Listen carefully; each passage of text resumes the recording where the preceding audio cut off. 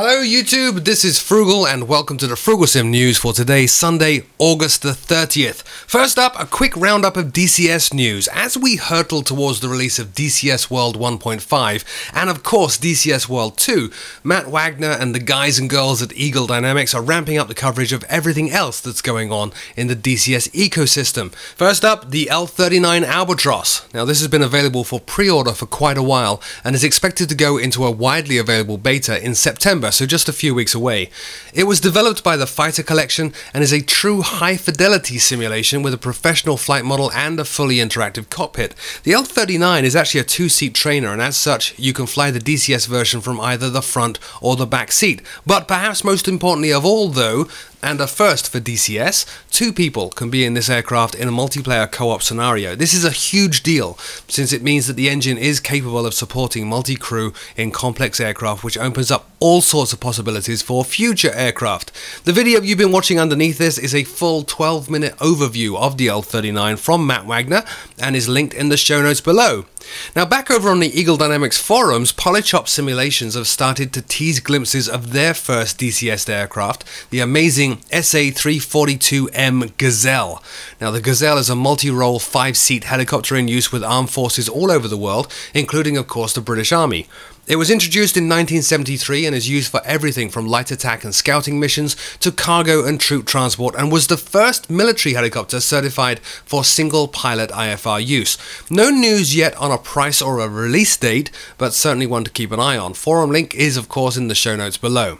Finally, Razbam are releasing a lot more information about their upcoming Mirage 2000 for DCS. The Dassault Mirage is a French multi-role fighter that was first introduced on active duty in 1982, and Razbam have been developing this for a while, and it seems we're perhaps getting close to a release date. The video you're watching is an overview of the radar switching between RWS and TWS modes. Great to see more current fighters making it into the DCS ecosystem, and of course the full video is linked in the show notes below.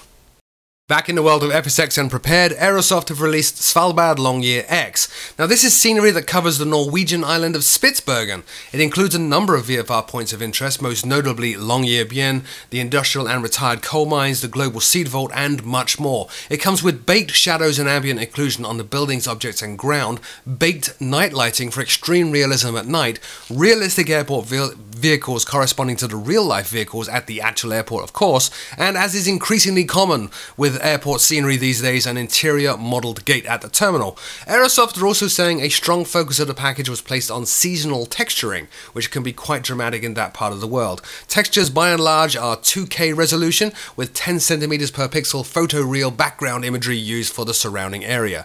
It supports all versions of FSX and Prepared and will cost you $14.44.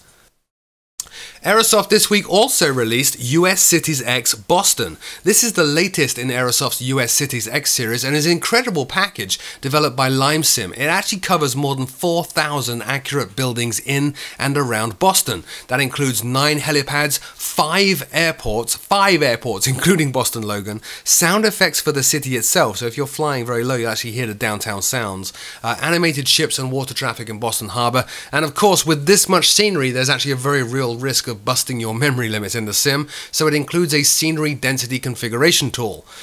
US Cities X Boston supports Prepared version 2 and all versions of FSX for just $19.27.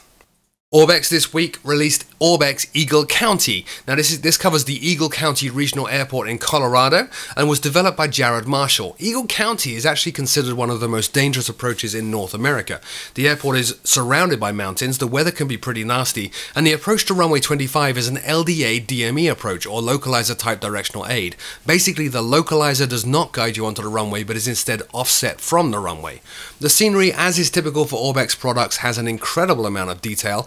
It covers 1,500 square kilometers of terrain in addition to the airport itself, as well as Avon Stollport and CO47 as bonus airfields. Notable VFR landmarks are included for VFR navigation, and it includes custom land class and vector data as well as seasonal textures. The price is $23.68 and it covers both FSX and Prepared, link in the show notes below. Finally, Aeroplane Heaven have released their version of the B-17F. Now this is an interesting choice of aircraft, given that A2A previously published an Accusim B-17 some time ago that is simply breathtaking and one of my all-time favourites. Aeroplane Heaven's version includes a fully interactive cockpit with authentic start procedures and engine management. All crew positions are manned and animated, and it even has droppable bombs, but I don't think they actually damage the environment.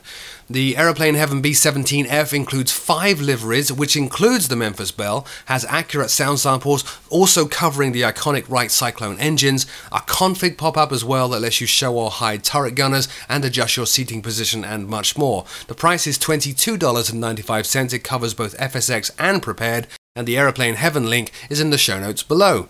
That's it for this week's news. As always, I'm sure I missed something. Leave me a note in the comment section below and I'll take a look and see if it's worth including in next week's show. As always, my name is Frugal. Thank you so very much for watching, and I'll see you all next time.